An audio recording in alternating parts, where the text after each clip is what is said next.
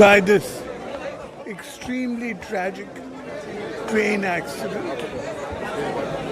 I have to thank the local people, the local teams and others who have worked overnight to save people from the wreckage. Sir, don't you think this railway, the safety should be given preference instead of speed? Railway safety should always be given the first preference. First priority to the people who are suffering. The people have been taken to hospitals here in Balasore, also in Cuttack, so that they recover as fast as possible.